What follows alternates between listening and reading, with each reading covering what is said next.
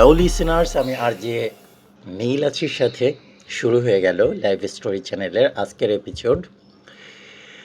প্রিয় বন্ধুরা, বেশ কিছুদিন তো ভূতের গল্প হলো, ভৌতিক চিন্তাভাবনা হলো। আজ আমরা আবার জীবন ঘনিষ্ঠ চিন্তাভাবনা নিয়ে, জীবন ঘনিষ্ঠ গল্প নিয়েই আপনাদের কাছে ফিরে আসছি। আমাদের আজকের পর্বে আমরা চরম প্রতারণামূলক একটি কাহিনী আপনাদেরকে শোনাবো, প্রচার করব। পুরো সময়টা আমার সাথে থাকবেন আশা করি। সাবস্ক্রাইব করে আমাদের পাশে থাকবেন এবং বেল বাটনটি ক্লিক করবেন। গল্পটি যেভাবে লেখা আছে আমি চেষ্টা করব সেভাবে আপনাদেরকে শোনানোর। তবে বেশ খটোমটো ভাবে লেখা গল্পটি, আমি চেষ্টা করব যথাসম্ভব প্রাঞ্জল ভাষায় আপনাদেরকে গল্পের মূল থিম এবং কাহিনীগুলোকে প্রকাশ করার। তো শুরু করছি। আজ আমি আপনাকে শোনাবো রাজধানী ঢাকার ছেলে মোহাম্মদ পরশের জীবনের কলিজা কাঁপানো চরম প্রতারণামূলক এক বাস্তব জীবন কাহিনী।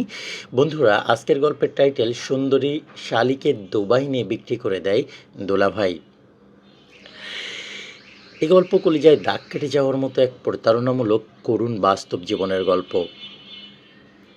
প্রিয় বন্ধুরা, আমি সবাইকে অনুরোধ করব শুরু থেকে শেষ অবধি রাজধানী ঢাকার প্রতিষ্ঠিত পরিবারের সম্ভ্রান্ত সন্তান পরশের জীবনের এই প্রতারণামূলক বাস্তব গল্পটা আপনাদেরকে শোনাতে, এবং আশা করি আপনারা কমেন্টে গল্পের উপর মন্তব্য করে যাবেন।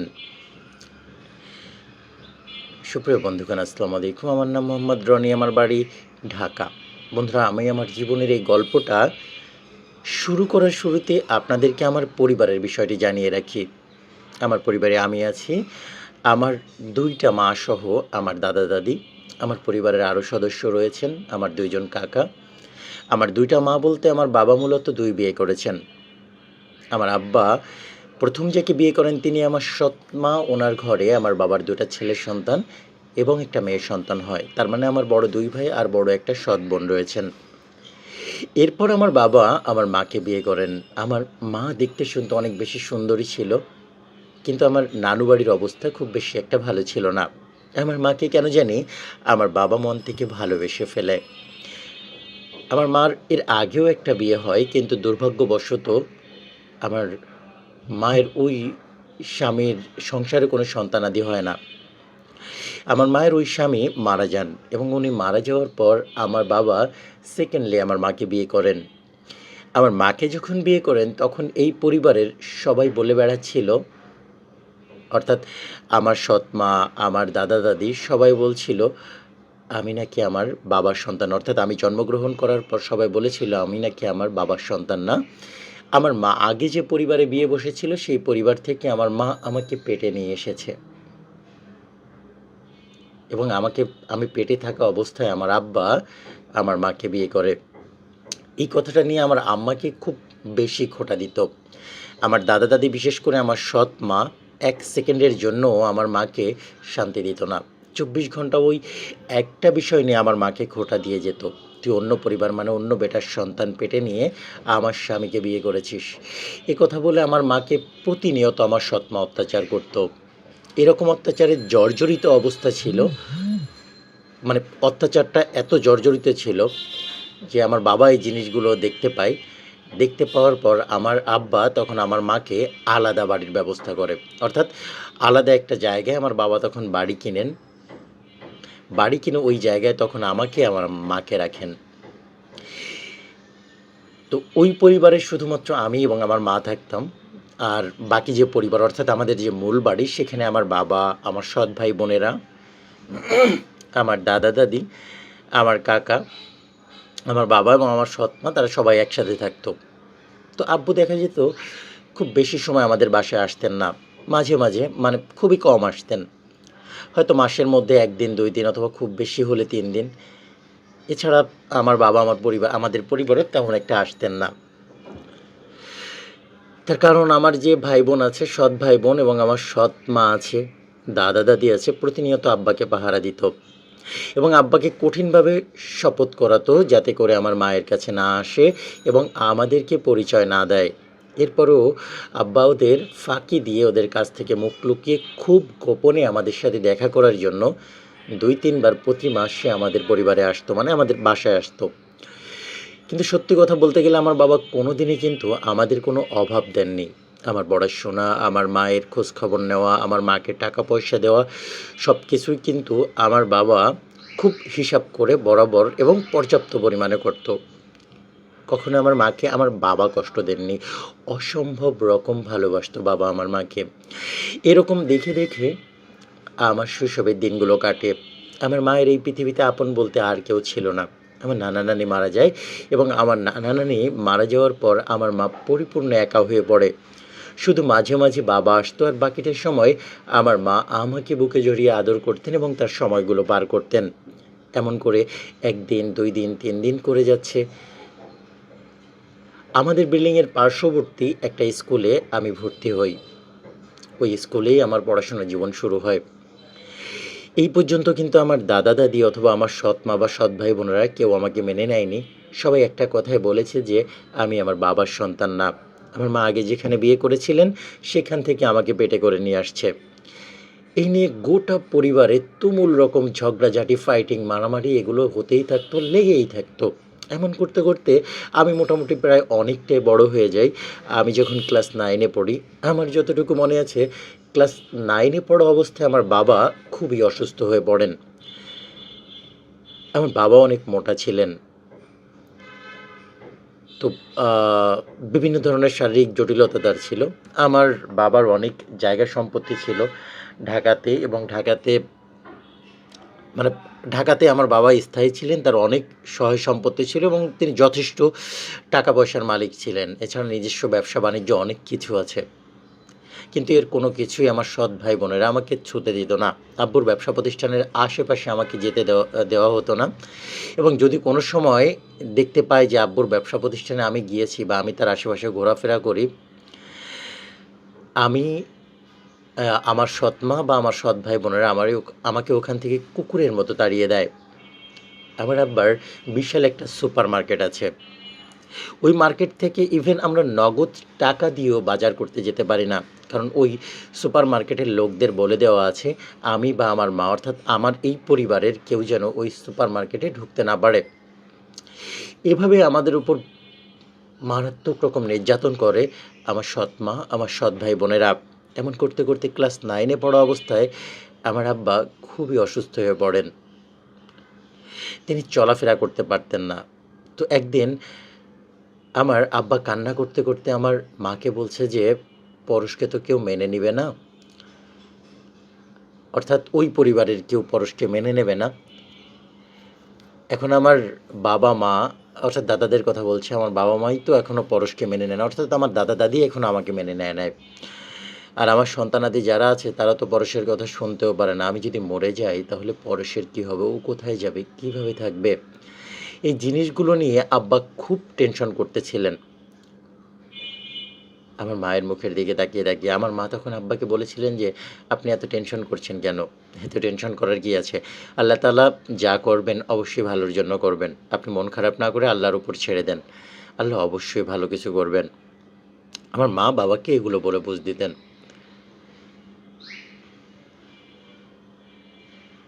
তো আমার বাবা এই কথাগুলো শুনতো ঠিক আছে, কিন্তু তিনি একটা সিদ্ধান্ত নিলেন। সিদ্ধান্তটা ঠিক এমন, আমার আব্বা তখন আমার মাকে বলল, "একটা কাজ করি, যে বাড়িটাকে আমরা থাকছি, মানে তোমরা থাকছো, এই বাড়িটা তো আমারই বাড়ি।"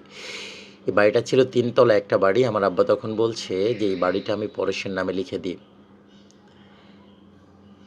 আমার মা বললেন, "কেন এটা পরশের নামে লিখে দিতে হবে কেন? আপনি মারা যাওয়ার পর তো আপনার সয় সম্পত্তি আর মালিক তো পরশও হবে।" আমার আব্বা তখন বলছে যে, "তুমি যেভাবে বলছো বিষয়টা ঠিক সেভাবে হবে না। কারণ আমার ওই সন্তানেরা সম্ভবত আমার কাছ থেকে কিছু একটা জোর করে ফেলবে বা তারা সম্ভবত আমাকে বাসায় আটকিয়ে ফেলবে। আমাকে বাসা থেকে বের হতে দিবে না। আমার সহায় সম্পত্তি ওরা মনে হয় আমার কাছ থেকে জোর করে হলেও নিয়ে যাবে। এজন্য যে বাড়িটাতে তোমরা আছো এই বাড়িটা আমি পরশের নামে লিখে দিতে চাই।" আমার মায়ের অনিচ্ছে সত্ত্বেও আমার বাবা তখন ওই বাড়িটা আমার নামে লিখে দেয় এবং বাড়িটা যখন আমার নামে লিখে দেয় আস্তে, আস্তে এই বিষয়টা আমার সৎ ভাই বোনদের কানে চলে যায় যে আব্বা আমার নামে এই বাড়িটা লিখে দিয়েছে। এটা জানার পর আমার সৎ ভাই বোন, আমার কাকা, আমার দাদারা মিলে, দাদা দাদি মিলে আমার আব্বাকে একেবারে একঘরে করে ফেলে। এরপর আমার আব্বাকে আর তারা বাসায় আসতে দেয় না।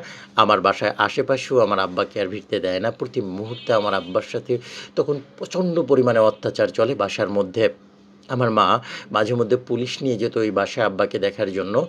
প্রশাসনের উপস্থিতি থাকা সত্ত্বেও আমার মা আমার বাবার দেখা পেত না। আমার আব্বাকে ঘরের মধ্যে এমনভাবে আটকে রাখা হতো যে কাউকেই তার সামনে যেতে দিত না।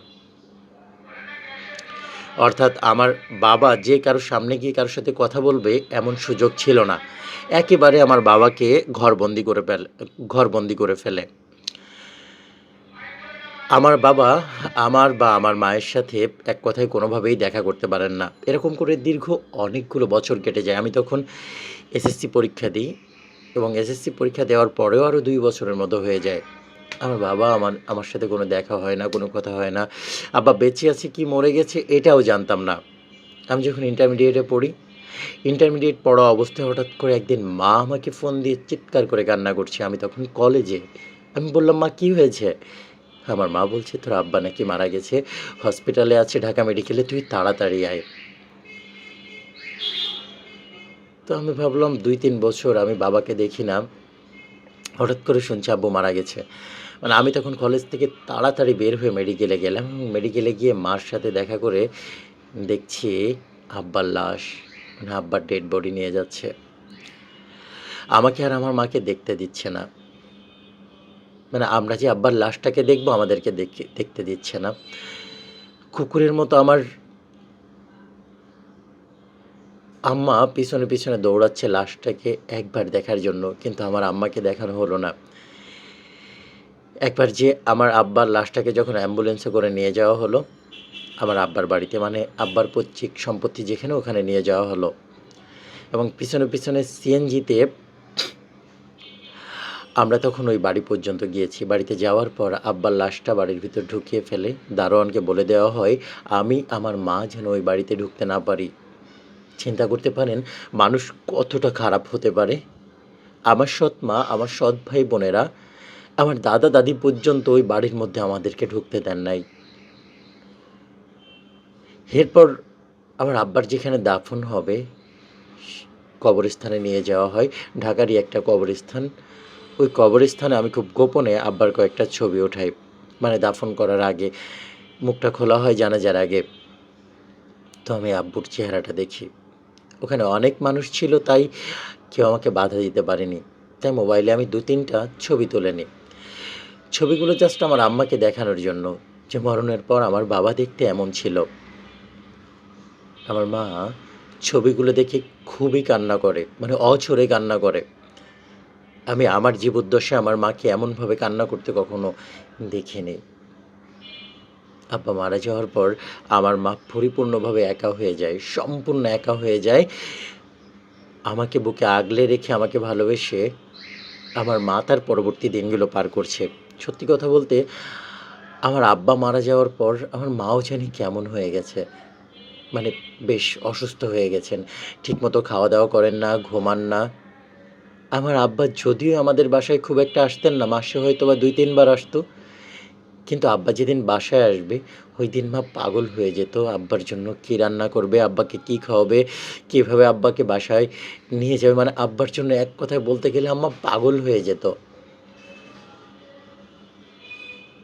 আমার আব্বাকে এত পরিমাণ ভালো পৃথিবীতে কেউ বাসতে পারেনি, যতটা ভালোবেসেছে আমার মা। আমি আমার নিজের চোখে দেখেছি বলেই আমি বলছি। তো যাই হোক,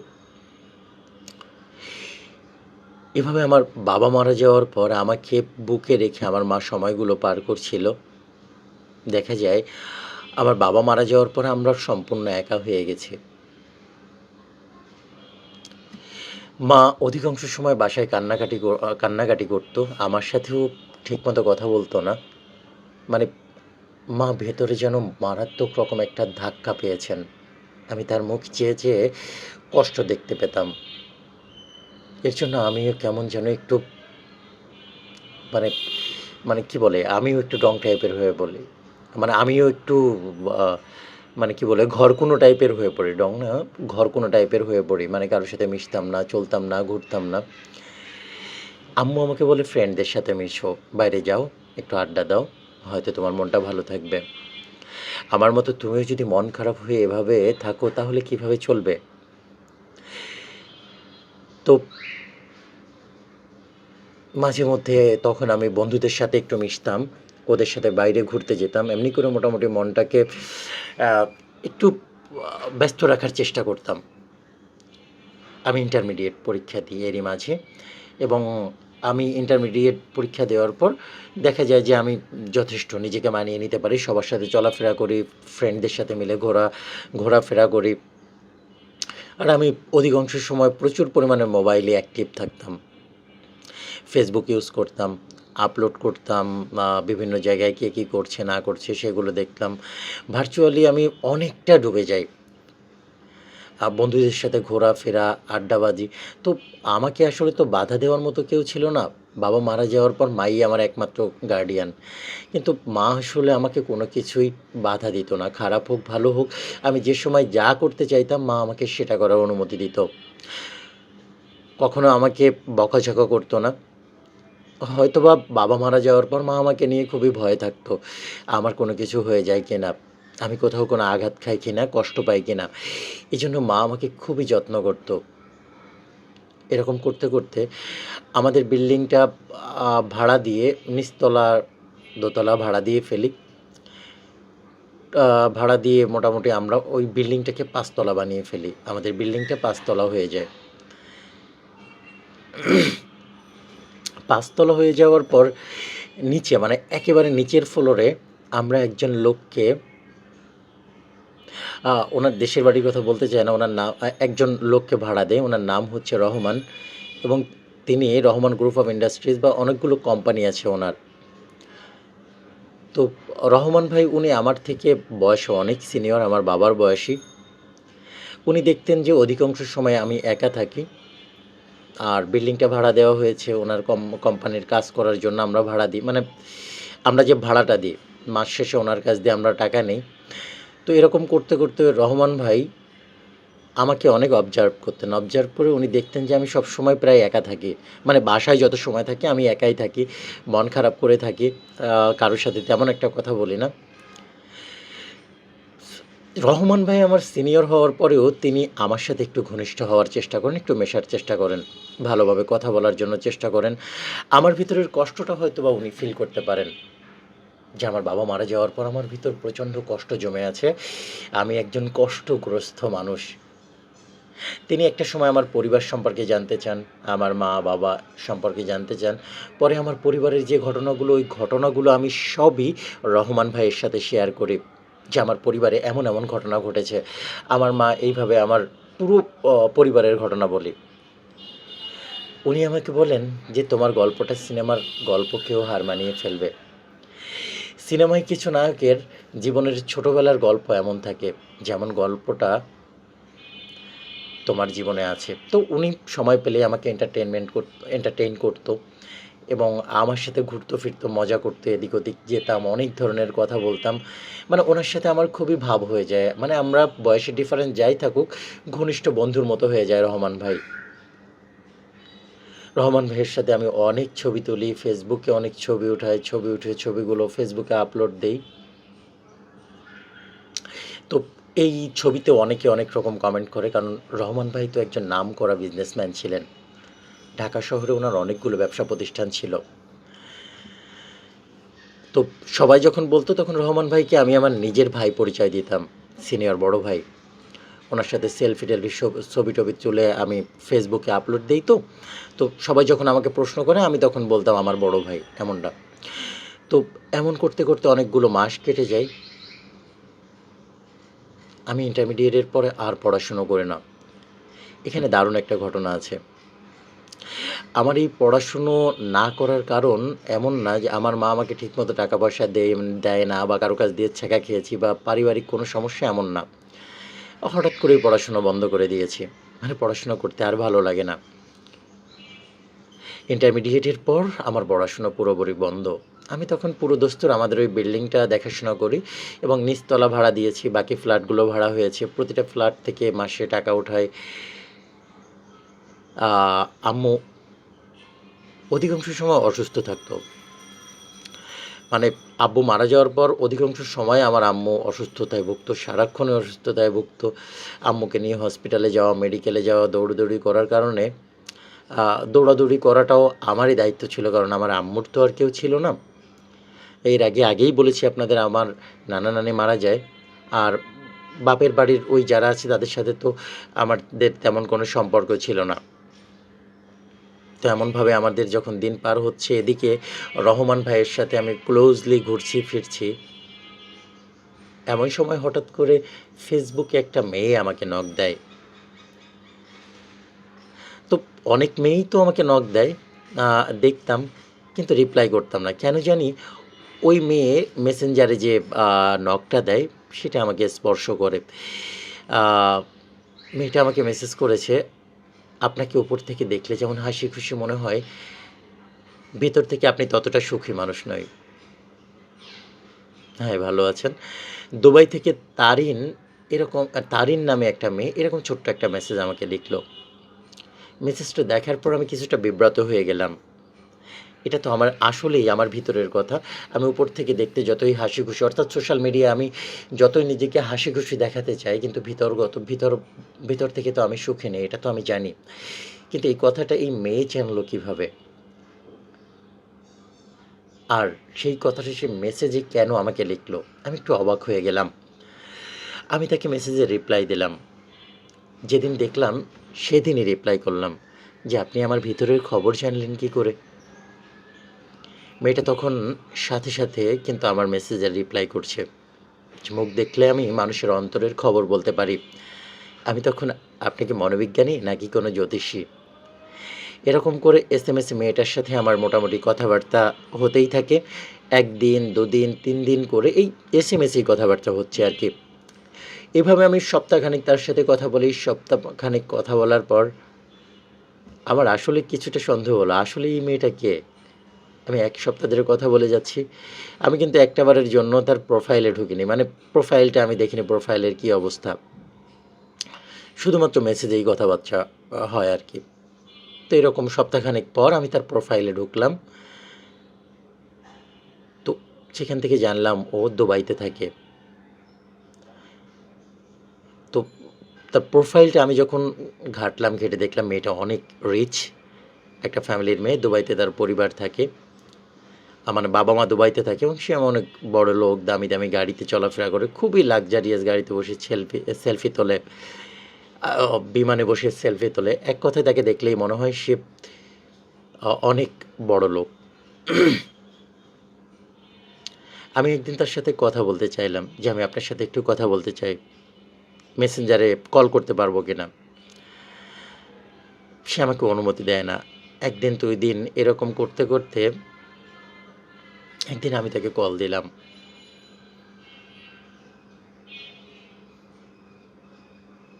তো কল দেওয়ার পর মানে আমি যখন কল দিলাম তখন আমাকে কল দেওয়ার অনুমতি দিল। আমি তাকে মেসেঞ্জারে কল দিলাম, কলটা পিক করেছে। এত সুন্দর কণ্ঠ যে আমার জীবনে আমি এত সুন্দর কণ্ঠ, এত মিষ্টি মধুর কণ্ঠ শুনিনি। কণ্ঠ শুনেই পাগল হয়ে যাওয়ার মতো। অনেকটা ভাঙা টাইপের কণ্ঠ। তারপরে আমার কাছে ভীষণ মিষ্টি লেগেছে। আমাকে বলছে, পরশ ভাই কেমন আছেন? কারণ আমার ফেসবুকের নাম পরশ দেওয়া ছিল, মোহাম্মদ পরশ। তাই আমাকে বলেছে যে, পরশ ভাই কেমন আছেন? তো তার কথাগুলো শুনে আমি আপনাকে চ্যালেঞ্জ করে বলতে পারি যে, এই মেয়েটা যদি কোনো মানুষের সাথে ৫ মিনিট কথা বলে, তো ৫ মিনিটের মধ্যে যে কোনো মানুষের মন কেড়ে নেবে। ভয়েসের মধ্যে আল্লাহ তাআলা এমন একটা টোনিং দিয়েছেন যে, আমি তার সাথে কথা বলেছি তো, আমি কথা বলার পরে আমি নিজেই তার কণ্ঠের প্রতি ফিদা হয়ে গেছি। তো তারপর থেকে প্রতিদিন তার সাথে কথা বলি। ১ দিন, ২ দিন, ৩ দিন করে মাঝে মধ্যে কথা বলি।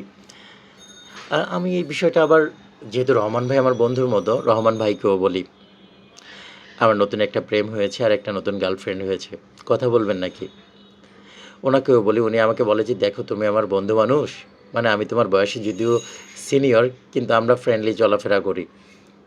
আমার সাথে এগুলো বইলো না, এটা তোমার পার্সোনাল বিষয়, এগুলো পার্সোনালভাবেই রাখো। এই কথাটা যখন রহমান ভাই আমাকে বলে, এরপর থেকে আমি রহমান ভাইয়ের সাথে এই বিষয় নিয়ে আর তেমন কোনো কথা বলি না। তো উনি বলেছেন, ভাই প্রেম প্রীতি বা এই বিষয়গুলো আমি ইনভলভ হতে চাই না। আর বিশেষ করে মেয়ে সংক্রান্ত বিষয়গুলোতে উনি একটু ইগনোর করেন। কিছু মানুষ থাকে না, মেয়েদেরকে একটু ইগনোর করে, মেয়েদেরকে সহ্য করতে পারে না। তো আমি আসলে জানি না উনি এখনো বিয়ে করেছেন কিনা। আমি কখনো ওনার ওয়াইফকে দেখিনি। রহমান ভাই অর্থাৎ রহমান ভাইয়ের ওয়াইফকে আমি কিন্তু আজ পর্যন্ত দেখিনি।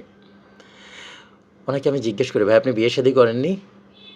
উনি বলেন, ভাই আমি আমার পার্সোনাল বিষয়গুলো নিয়ে কারোর সাথে শেয়ার করতে চাই না। আর আমি কারো পার্সোনাল বিষয়গুলো শুনতেও আগ্রহ নেই। পার্সোনাল বিষয়গুলো সবসময় পার্সোনাল রাখতে হয়। তো উনি এরকম কথাবার্তা বলছে দেখে অনেকটা জেন্টাল, মানে ওনাকে অনেক ভালো মানুষ, ভদ্রলোক এবং ভালো মানুষ মনে হতেই পারে। যাই হোক, এরকম করে ওনার সাথে কথাবার্তা বলি, আর এমন করে তখন আমি যখন ওনার সাথে কথা বলতে চাই, উনি আমার সাথে এই বিষয়গুলো ইগনোর করেন। এরপরও ১ দিন ২ দিন আমি ওনার স আম আমি ওনাকে আমিও এই বিষয়গুলো নিয়ে ওনার সাথে আর কথা বলি না। তো ওই মেয়ের সাথে এমন করে ১-২ দিন পর যখন আমি কথা বলি, আমি তার প্রতি অনেকটাই দুর্বল হয়ে পড়ি। তো ফোনে কথা বলতে আমরা একজন আরেকজনকে ভালোবেসে ফেলি। এক কথায় বলতে গেলে প্রচুর ভালোবেসে ফেলি এবং আমরা প্রচুর পরিমাণে হ্যাপি। আমি ওর প্রতি অনেকটা হ্যাপি। ওর সাথে একদিন কথা না বলতে পারলে আমার ভালোই লাগতো না। কি লেখা রে বাবা!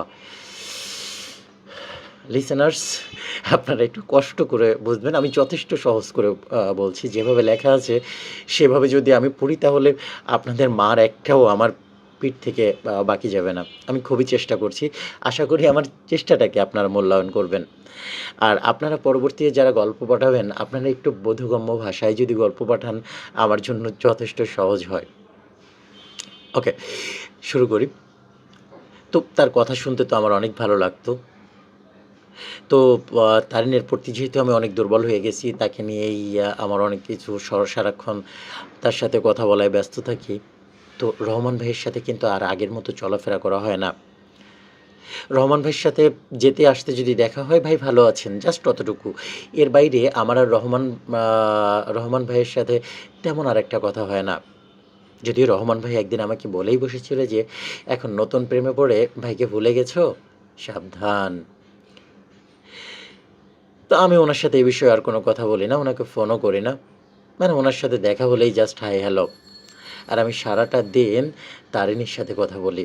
সারাটা দিন মানে ২৪ ঘন্টা মনে হয় আমি টয়লেটে গেলেও ওর সাথে কথা বলি। ওর সাথে কথা না বললে আমি পাগল হয়ে যাই। প্রায় ৬-৭ মাসের মধ্যে ৬-৭ মাস আমাদের রিলেশনটা চলতে থাকে। তো আমি তার প্রতি এতটাই দুর্বল হয়ে যাই যে আমি তাকে বলেই ফেলি, "আমি তোমার সাথে দেখা করার জন্য দুবাইতে যাব। দুবাইতে গিয়ে আমি তোমার সাথে দেখা করব।" কিন্তু ও বলছে, "না, এটা সম্ভব না।" তো আমি বলি, "আমি কি দুবাইতে গিয়ে তোমার সাথে দেখা করতে পারি না?" পরে আমাকে বলে যে, "না, তোমার আসতে হবে না, আমি আসবো।" আমি বললাম যে, "না, কেন তোমার আসতে হবে? আমিই যাবো।" মানে আমার ইচ্ছা হচ্ছে আমি দুবাই গিয়ে ওর সাথে দেখা করব। ও বলছে, "না, প্রয়োজন নেই।" তো কিছুদিন পর ও সিদ্ধান্ত নিল ও বাংলাদেশে আসবে এবং একাই আসবে, কয়েকটা দিন আমাকে নিয়ে ঘুরবে। আমি তো মহা খুশি। বাংলাদেশে আসবে, আমার সাথে ঘুরবে। আমরা তখন কিন্তু অলরেডি যথেষ্ট গভীর রিলেশনে চলে গেছি। আর দুজন দুজনকে ভীষণ ভালোবাসি। তো একটা দিন ফিক্স হলো। তো ও বলল যে, "আমি দুবাই থেকে আসবো।" আসার কথা একটি ডোমেস্টিক ফ্লাইটে। আর আমরা হচ্ছে এখান থেকে কক্সবাজার চলে যাব। মানে ওর প্ল্যানিং, ও কক্সবাজার যাবে আমাকে নিয়ে। তো এয়ারপোর্টে যখন আসলো ডোমেস্টিক ফ্লাইটে, আমি রিসিপশন রুমে রিসিপশন ডোমেস্টিক ফ্লাইটের এরিয়াতে, অর্থাৎ রিসিপশন এরিয়াতে আমি ওকে দেখলাম।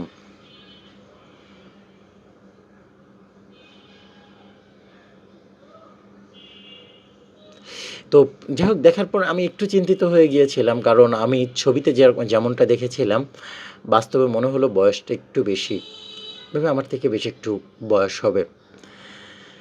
তো বয়স যাই হোক, মেয়েটা তো মেয়েই। দেখালে চোখের পলক ফেলা যায় না, এত সুন্দর হরিণের মতো চোখ, চেহারা খুবই ফর্সা, মায়াবী, এক লম্বা চওড়া, সব দিক থেকে মানে খুবই কিউট টাইপের একটা মেয়ে। তো এয়ারপোর্ট থেকে ডোমেস্টিক এয়ারপোর্টে, ঢাকা এয়ারপোর্ট থেকে আমরা হচ্ছে ডোমেস্টিক ফ্লাইটে চট্টগ্রাম বা ঢাকা থেকে কক্সবাজার যাওয়ার জন্য মন স্থির করি। মানে অর্থাৎ আমরা কক্সবাজারের ফ্লাইটে উঠি।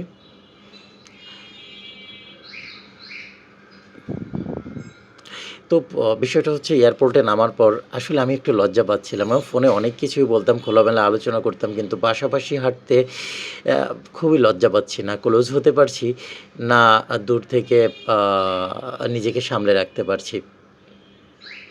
তো সে আমাকে বলছে যে, "কী ব্যাপার? ফোনে তো অনেক চটর-পটর কথা বলতা। দেখে মনে হয় তুমি বাচাল প্রকৃতির একটা ছেলে। এখন দেখে মনে হচ্ছে তুমি একেবারে জেন্টেল ভাব দেখাচ্ছ।" যাই হোক, ২ জন মিলে তখন একটা রিসোর্টে উঠলাম, একটা হোটেলে উঠলাম।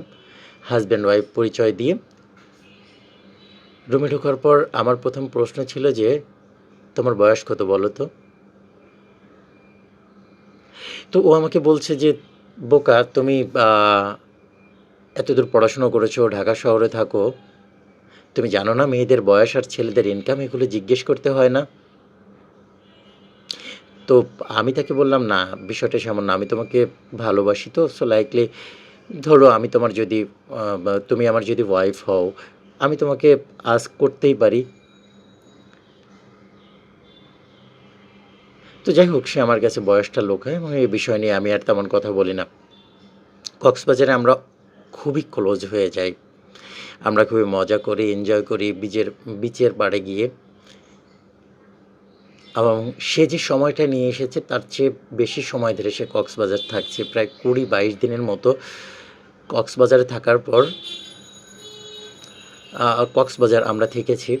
তো দেখা যেত যে ওর ফোন আমি নিতাম, আমার ফোনও নিত, মোবাইল ফোন নিত। রহমান ভাইয়ের সাথে আমার ছবিগুলো দেখতো। দেখার পর রহমান ভাইকে নিয়ে ১ম এ কিছু বলেনি। লাইক আমার সাথে ২০ দিন কক্সবাজার থাকার পর একদিন জানালার পাশে বসে আছি। বারান্দার ওই জায়গাটার মধ্যে বসে আছি। পরে আমাকে বলে যে, "পরশ, আমি তোমাকে কিছু কথা বলতে চাই। এই কথাগুলো খুবই ইম্পোর্টেন্ট। আই হোপ যে তুমি আমার কথাগুলো খুবই মনোযোগ দিয়ে শুনবে। কথাগুলো শুনে তুমি নিজেকে প্রশ্ন করবে, কথাগুলো কতটুকু সত্য, কতটুকু মিথ্যা এবং এখন কী করা উচিত। পরশ, ১ম কথা হচ্ছে আমি তোমার থেকে বয়সে একটু সিনিয়র। লাইক তোমার যে এজ এটার থেকে আমি একটু বড় হব।" আমি বললাম, "হ্যাঁ, তা তো হবাই। এটা তো বুঝতেই পেরেছি।" তো এর মাঝেও কিন্তু ওর সাথে আমার স্বামী-স্ত্রীর ভিতরে অর্থাৎ ফিজিক্যাল যে সম্পর্ক সেটা অসংখ্যবার হয়ে যাচ্ছে। মানে আমরা হাসব্যান্ড ওয়াইফের মতোই আছি, যেহেতু একটা রুমেই আছি।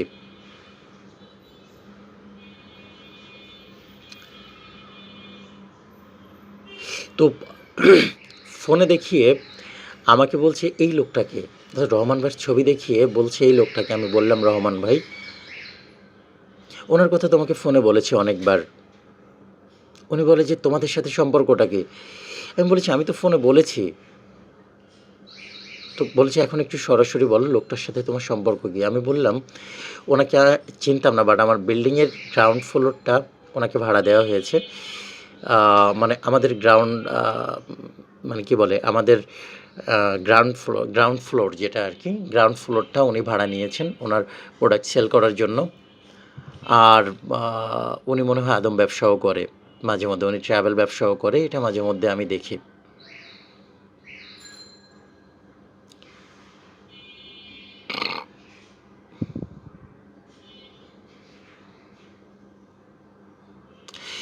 তো তারিন আমাকে বলছে যে, "হাউ ইট ইজ পসিবল? এটা কিভাবে সম্ভব যে আম একটা মানুষ তোমার বিল্ডিংয়ে কাজ করে এবং সেখানে কি কাজ হয় এটা তুমি জানো না?"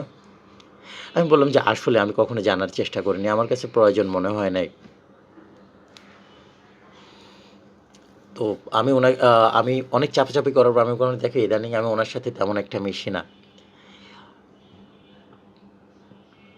আমি ওনাকে বললাম যে, "যখন তোমার সাথে আমার পরিচয় হলো, যখন তোমার সাথে আমার সম্পর্কের গভীর হলো, তখন থেকে উনার কাছে আমি তেমন একটা আর যাই না।" আর উনিও বুঝতে পেরেছেন যে আমি নতুন কোনো রিলেশনে গেছি। উনি আমাকে ইগনোর করেন, আমিও করি। তো তারিন আমাকে বলে, "তুমি কি কখনো খবর নিয়েছো এই লোকটার সম্পর্কে বা তার পরিবার সম্পর্কে, তার বউ বা ফ্যামিলি, তার বাবা-মা, তার গ্রামের বাড়ির সম্পর্কে?" আমি বললাম, "না তারিন, আমি এসব খবর নিতে যাবো কেন? ওনার সাথে আমার ফোনে কথা হয়েছে, উনি ভাড়া নিয়েছেন, আমি ভাড়া দিয়েছি। ওনাকে আমি বড় ভাই ডেকেছি, উনি আমাকে ছোট ভাই ডেকেছে। এভাবে ওনার সাথে আমি চলেছি। তো লাইকলি তিনি তো আমার বাবার বয়সী একটা লোক, আমার সিনিয়র। তো আমার বাবার বয়সী একটা লোকের কি ওয়াইফ থাকবে না?" তো আমি তাকে দুষ্টুমি করে বলে ফেলেছি, "তুমি তার ওয়াইফ নাকি? এমন করেই বলছো?" ও হাসি দিয়ে বলছে, "না, আমি তোমাকে যে ইনফরমেশনগুলো দিব এগুলো জানলে তোমার মাথায় আসমানটা ভেঙে পড়বে। আমি তোমাকে জাস্ট তোমার কাছ দিয়ে কিছু কথা শুনি তারপর আমি বলবো।" আমি বললাম, "ঠিক আছে, তাহলে তোমারটাই তুমি বলো। তুমি আসলে রহমান ভাই সম্পর্কে কী বলতে চাও? বা এই লোকটাকে তুমি চেনো কিনা?" তখন ও আমাকে বলে যে, "দেখো, আমি তোমাকে ফেসবুকে কেন নক করেছিলাম জানো?" আমি বললাম, "কেন?" বলে, "এই লোকটাকে দেখার পর আমি এই লোকটাকে দেখার পর।" আমি বললাম, "মানে? আমি তোমার কথা বুঝি নাই। তুমি কি বলতে চাচ্ছ?"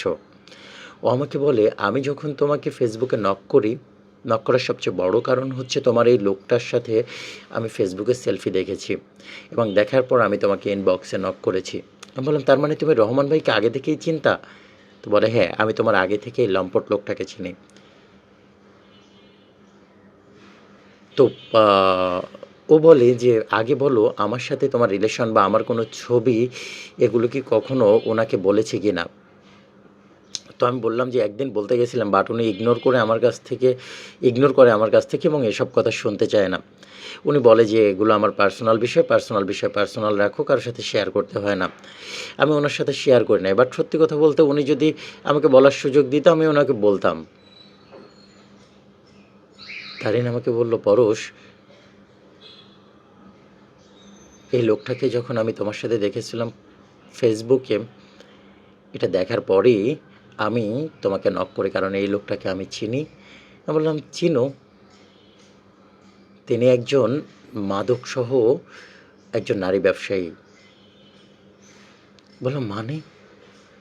এই লোককে দুবাইতে অনেকবার ধরা হয়েছে এবং দুবাইয়ের ইন্টারন্যাশনাল পত্রিকায় পর্যন্ত এই লোকের ছবি এসেছে এবং তিনি বাংলাদেশের আন্ডারওয়ার্ল্ডের একজন মাফিয়া, যে ওয়ার্ল্ডের বিভিন্ন জায়গায় নারী সাপ্লাই করে, বাংলাদেশি মেয়ে সাপ্লাই করে, শুধু ইউরোপ নয়, শুধু দুবাই নয়, বিভিন্ন দেশে মেয়ে সাপ্লাই করে। তাকে কয়েকবার দুবাইতে ধরা হয়েছে এবং তিনি বাংলাদেশেও অনেক বড় মাপের একজন স্মাগলার। ওকে দুবাইয়ের ভিসা বন্ধ করে দেওয়া হয়েছে, ও কখনো আর দুবাই যেতে পারবে না।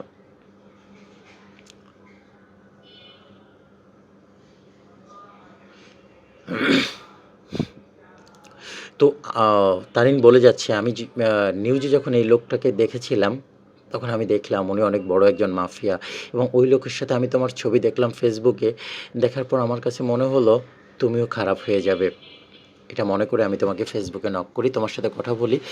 বাট তোমার সাথে কথা বলার পর আসলে আমি বুঝতে পারি তুমি লোকটার সম্পর্কে কিছু জানো না। এই কারণে আমি তোমার সাথে বিশ্বাস করে দেখা করতে এসেছি এবং আমি তোমাকে ভালোবেসে ফেলেছি।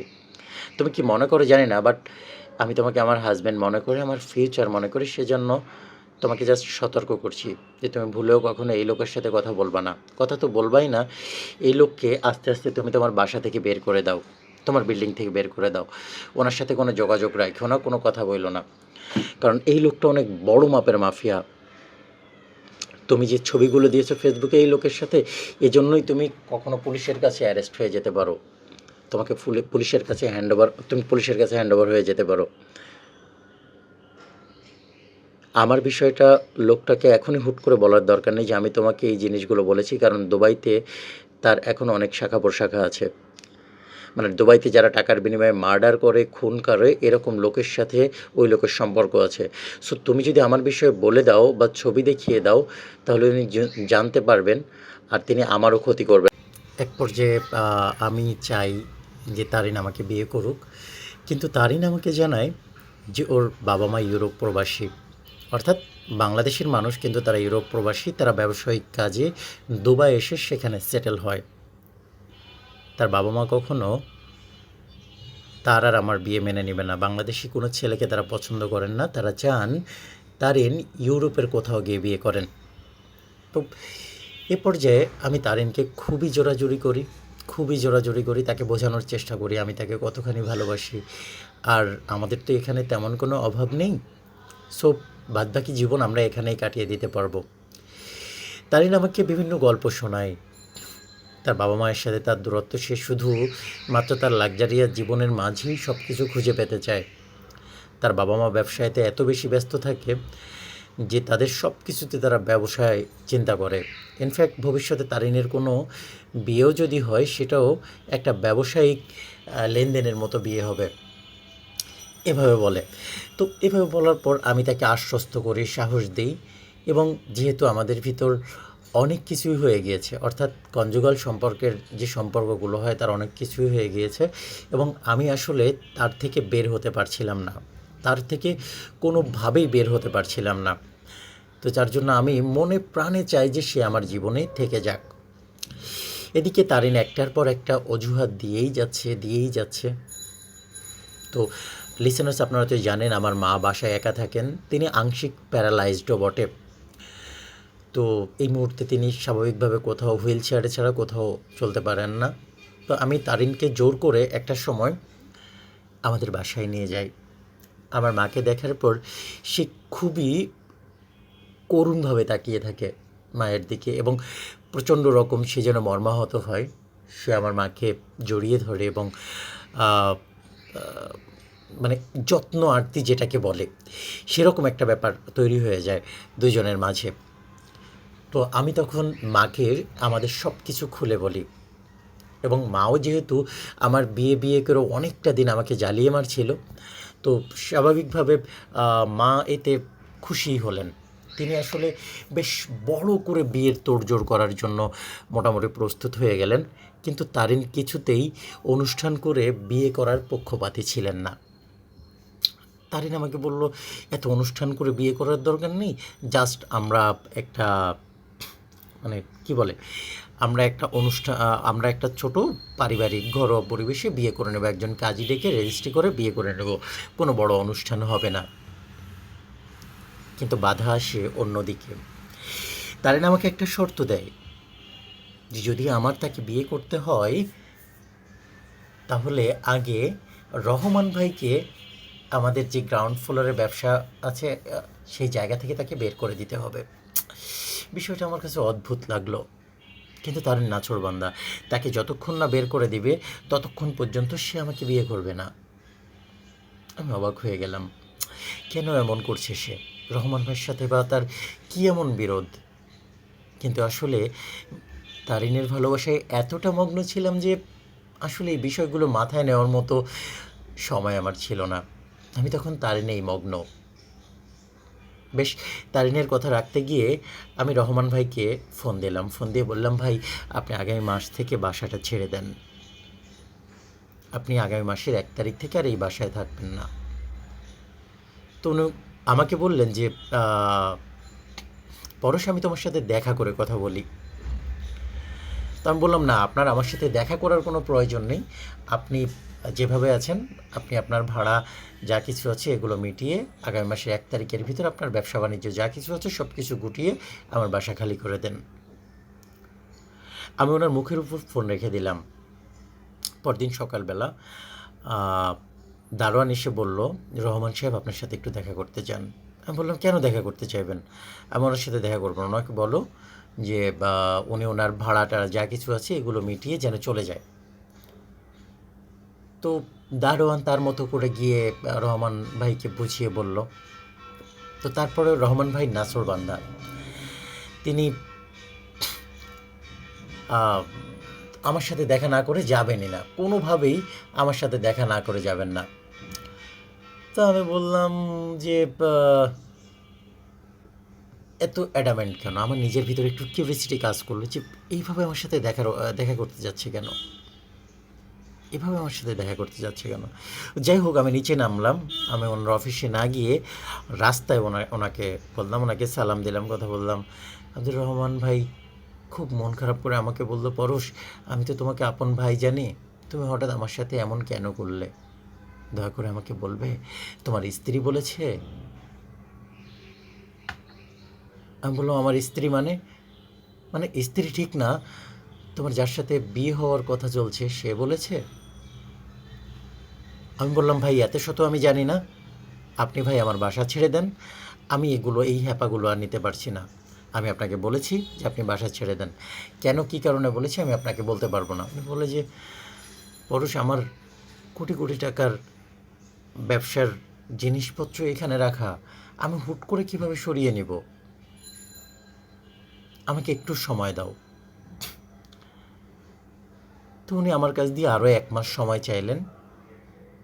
তো আমি তাকে শর্ত দিলাম যে আপনার ব্যবসা বাণিজ্য গোটানোর কাজ করবেন, আপনি চেষ্টা করবেন যথাসম্ভব আমার এই বাসার সাইডটা এড়িয়ে চলার। তো ঠিক আছে, তিনি আমার কাছে রাজি হয়েই চলে গেলেন। আমি তখন মোটামুটি তারিনের দিকে খেয়াল দিলাম। ইন দ্য মিন টাইম মা বড় করে আমাদের বিয়ের তোড়জোড় শুরু করলেন। মা বেশ বড় করে, ইন্টারাপশনের জন্য সরি। তো মা আমাদের না জানিয়ে তিনি বড় করে বিয়ের তোড়জোড় শুরু করেছেন।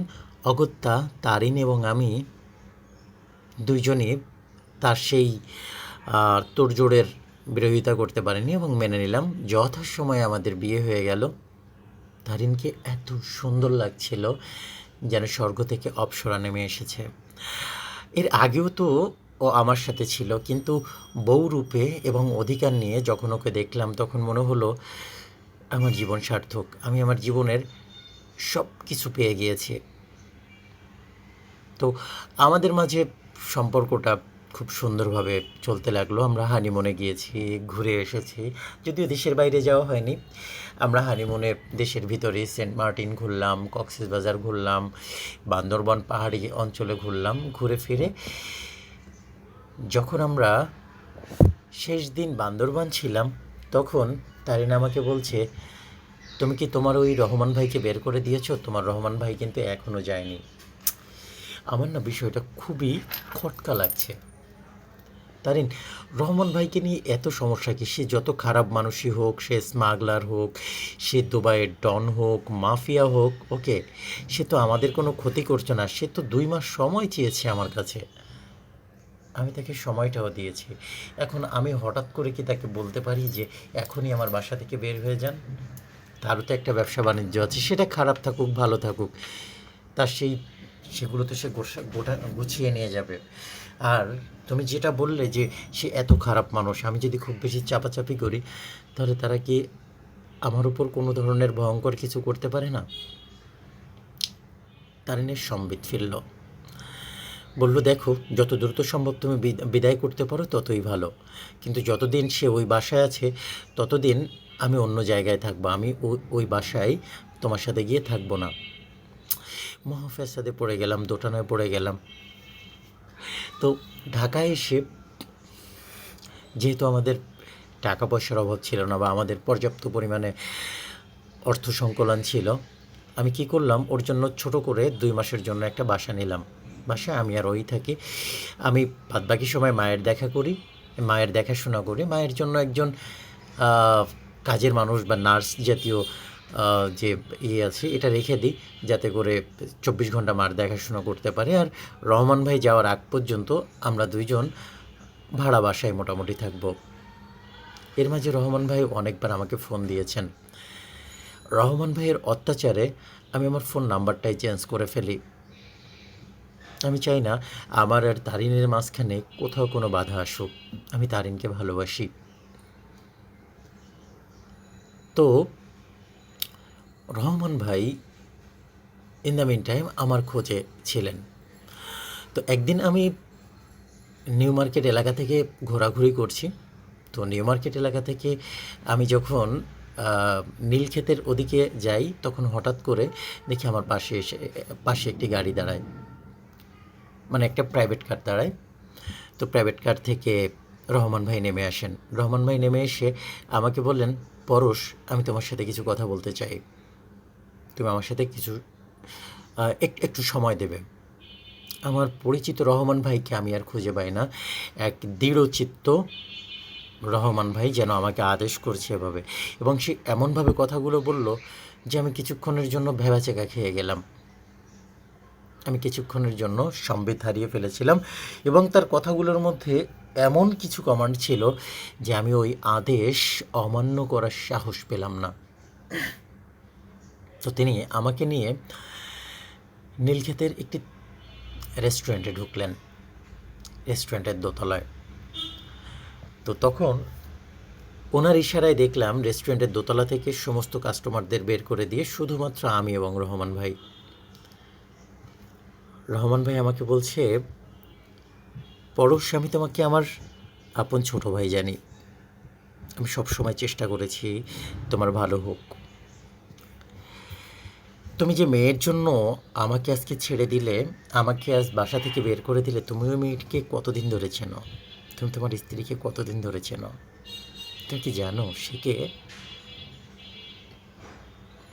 আমি বললাম, সে কে তাতে কিচ্ছু যায় আসে না, কিন্তু সে আমার স্ত্রী।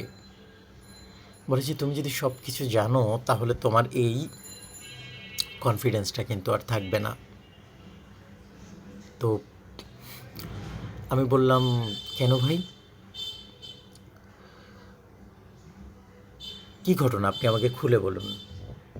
তো রহমান ভাই আমাকে বলছেন, তুমি যাকে তারিন ভাবছো তার নাম কণা।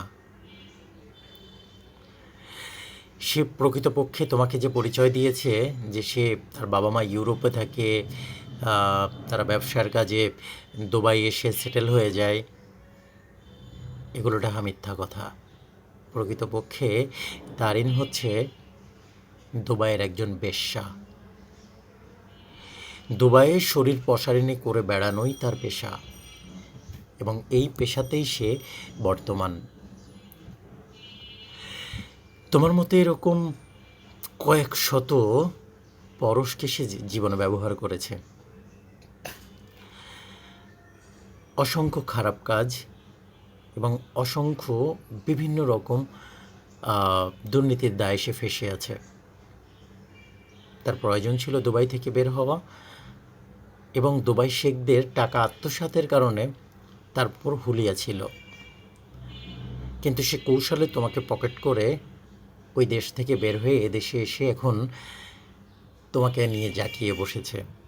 2 দিন পর তোমাকেই মেরে তোমার সহায় সম্পত্তি সব আত্মসাৎ করে আবার সে তার ঠিকানায় ফিরে যাবে। আমি মানে আমি আমার মনের ভিতরে যত ধরনের কথা ছিল, মানে যত ধরনের গালাগালি জানতাম, আমি যত ধরনের বকা জানতাম, যত ধরনের বাজে কথা জানতাম, অশ্লীল ভাষা জানতাম, সমস্ত অশ্লীল ভাষা দিয়ে রহমান ভাইকে গালি দিয়ে যাচ্ছিলাম। আর রহমান ভাই ঠিক ভিলেনের মতো হো হো হো হো করে হাসছিল। তিনি পকেট থেকে তিনার ট্যাবটা বের করে আমাকে কিছু ভিডিও দেখান। যে ভিডিওগুলো দেখার পর আমার মনে হলো আমার সমস্ত দুনিয়া অন্ধকার হয়ে আসছে, আমার পায়ের নিচ থেকে মাটি সরে যাচ্ছে, আমি যেন এক মুহূর্তের মধ্যে সর্বশান্ত নিঃস্ব হয়ে যাচ্ছি। আমি সহ্য করতে পারিনি, চিৎকার করে ভাইকে থামালাম এবং এক দৌড়ে ওই জায়গা থেকে বের হয়ে গেলাম। আমি প্যাকেটের পর প্যাকেট সিগারেট ফুঁকছি। আমি বাসায় যাচ্ছি না, এদিকে তারিন ফোনের উপর ফোন দিয়ে যাচ্ছে, আমি ফোন রিসিভ করি না। এরপর বারে গিয়ে প্রচুর পরিমাণে মদ পান করলাম। আমি প্রচণ্ড রকমভাবে মানে একটা বিধ্বস্ত অবস্থার ভিতর চলে গেলাম। মুখ থেকে ভুরভুর করে মদের গন্ধ, সিগারেটের ফুক ফুক ধোঁয়া নিয়েই আমি অনেক রাত করে বাড়ি ফিরলাম। তারিন তখনও জেগে। আমি যত সম্ভব সুস্থভাবে ঘরে ঢোকার চেষ্টা করেছি, পারিনি। তো একটা সময় তারিন আমার কাছে এসে আমাকে বললো, তুমি মদ খেয়েছো, তুমি এটা করতে পারলে? আমি কোনো কথা বলিনি। কী জানি, হয়তোবা কিছু গালাগালি বাজে কথা বলে আমি আমার মতো ঝপ করে শুয়ে পড়ি বিছানায়। সকালবেলা নাস্তার টেবিলে তারিনকে জিজ্ঞেস করি, তারিন আমার কিছু কথার উত্তর দেবে? মানে অদ্ভুত এক যোগাযোগ যেন। তারিন আমাকে পাল্টা প্রশ্ন করলো, রহমান তোমার সাথে দেখা করেছে? আমি বললাম, হ্যাঁ, আমার সাথে দেখা হয়েছে, কথা হয়েছে। তারিন দেখলাম কাঁদতে কাঁদতে, মানে অসহায়ের মতো কাঁদছে, মানে তার কান্না যেন বিদীর্ণ করে দিচ্ছে সব কিছু। কিন্তু দর্শক জানেন, আমার মনের ভিতর না আর এক মুহূর্তের কোনো মায়া আসছে না, এক মুহূর্তের জন্য কোনো মায়া আসছে না। আমি তাকে বললাম, নাটক ভনিতা বাদ দিয়ে যেটা বলতে চাইছি, যেটা জিজ্ঞেস করেছি সেটা ঠিক ঠিক জবাব দাও। বলে, কি বলেছে তোমাকে? তখন রহমান ভাই আমাকে যা যা বলেছে আমি প্রত্যেকটা কথা তারিনকে জানালাম। তারিন মাথা নিচু করে রইল। আমি তারিনকে বেশ কিছু নোংরা অশ্লীল গালাগালি দিলাম। তারিন একটা সময় চোখটা মুছে আমার দিকে তাকিয়ে বলল, পরশ জানো, আমার নাম কণা। আমার বাবা ইউরোপিয়ান বা কোনো কিছুই নয়, আমার বাড়ি বরিশাল। হ্যাঁ, তুমি যা শুনেছ তার প্রতিটা কথাই সত্য। আমি বেশ্যা ছিলাম, আমি শরীর বিক্রি করেছি দুবাইয়ের অলিতে গলিতে, শেখদের হুজরাখানা থেকে শুরু করে হোটেলের ব্যালি, প্রত্যেকটা জায়গাতেই আমি ছিলাম। দেখতে অদ্ভুত সুন্দর হওয়ার কারণে আমার চাহিদাও অনেক ছিল, কিন্তু আমিও তো মানুষ। আমি তো এভাবে আমার জীবন গড়তে চাইনি, আমারও তো স্বপ্ন ছিল। দুর্দান্ত ডানপিটে ছিলাম আমি, নিজের উপর আত্মবিশ্বাস ছিল আমার। কিন্তু পরশ, তুমি যেটা জানলে সেটা অর্ধ সত্য, বাকি সত্যটুকু তুমি জানবে না। আমি জানি আমাকে আর তুমি কখনো তোমার জীবনে জায়গা দেবে না, কিন্তু তারপরেও তো আমি তোমার স্ত্রী। সত্যটা তোমার জানা প্রয়োজন। সত্যটা জানার পর না হয় আমাকে ছেড়ে দিও। আমি যদিও সত্য জানার প্রতি কোনো রকম ইচ্ছা বা আকাঙ্ক্ষা আমার ছিল না, বিরক্ত ছিলাম আমি। তারপরেও কৌতূহলবশত আমি বললাম, বলো কি বলতে চাও? তারিন আমাকে বলে, তোমার ওই আব্দুর রহমান ভাই আমার দুঃসম্পর্কের দোলা ভাই, আমার মামাতো বোনের স্বামী ছিল। এরকম দুশ্চরিত্র, লম্পট আর ক্ষমতা অপব্যবহারকারী লোক আমি আমার জীবনে দেখিনি। আমার মতো শত শত তরুণীকে সে প্রেমের ফাঁদে ফেলে, প্রেমের ফাঁদে ফেলে একটা সময় সংসারের স্বপ্ন দেখিয়ে বিদেশে নিয়ে গিয়ে বিক্রি করে দেয়। পরশ, তুমি জানলে অবাক হবে, আমি যেহেতু পড়াশোনায় ভালো ছিলাম, ভালো ইংরেজি বলতে পারতাম, আইএলস করেছিলাম, আইএলসে আমার অবস্থান ভালো ছিল, সে আমাকে দুবাইয়ের একটা হোটেলে রিসিপশনিস্টের জব এবং বাংলাদেশি টাকার প্রায় 10 লক্ষ টাকা মাসে বেতনের চাকরির লোভ দেখিয়ে সে আমাকে দুবাইতে নিয়ে যায়। আমি আমার বোনের কথা ভাবিনি, যদিও দুঃসম্পর্কের বলা যায় না, আমার মামাতো বোনের জামাই, কাছাকাছি সম্পর্ক। আমি আমার বোনের সংসারের কথা ভাবিনি, তার বাকচটুলতা, তার সরলতা এবং তার আমাকে লোভ দেখানোর, আমার জীবনে ভীষণারি করানোর জায়গায় দেখে আমি তার সাথে ঘনিষ্ঠ হয়ে পড়ি। আমি তাকে আমার অস্তিত্বের অংশ মনে করতে থাকি এবং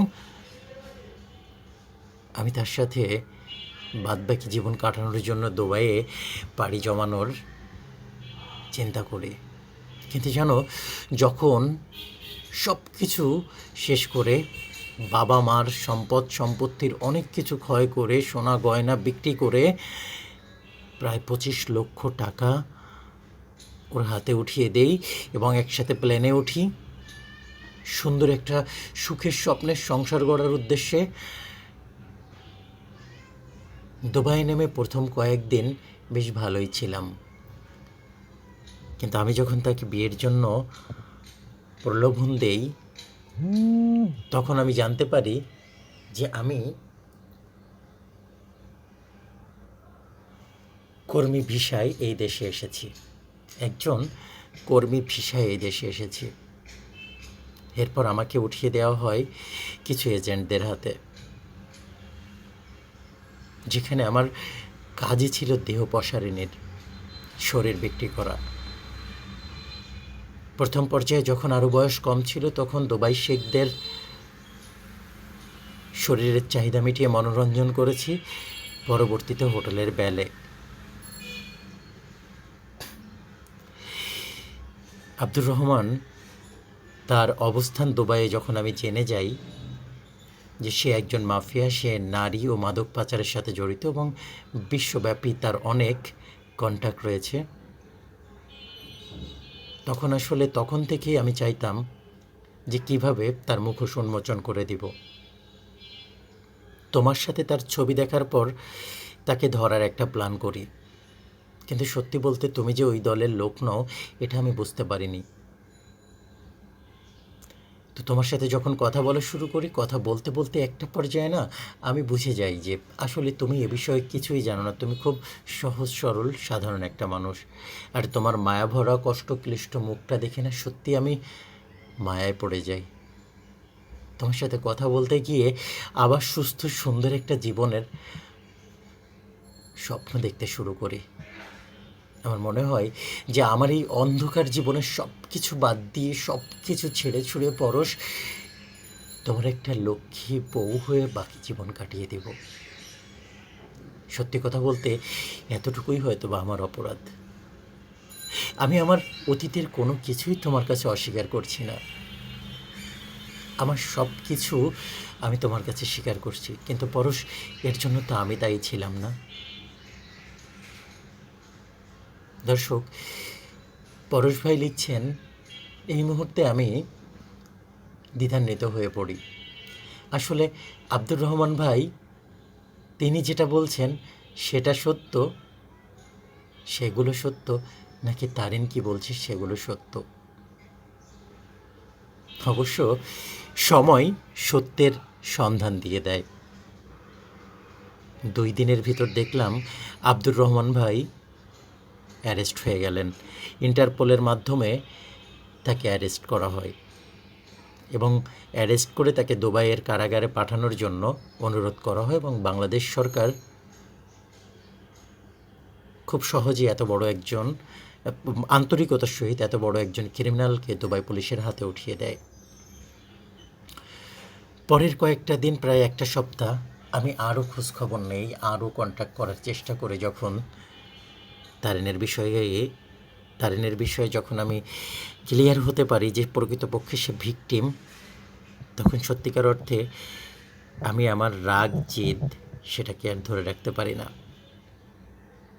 দর্শক, পরশ ভাই লিখছেন, যে মেয়ে শুধুমাত্র উচ্চাকাঙ্ক্ষার বশবর্তী হয়ে শরীর বিক্রি করে, তার থেকে যে বাধ্য হয়ে শরীর বিক্রি করে সে অনেকটাই ভালো। আমাদের সমাজে আমরা সোসাইটি গার্ল বলে একটা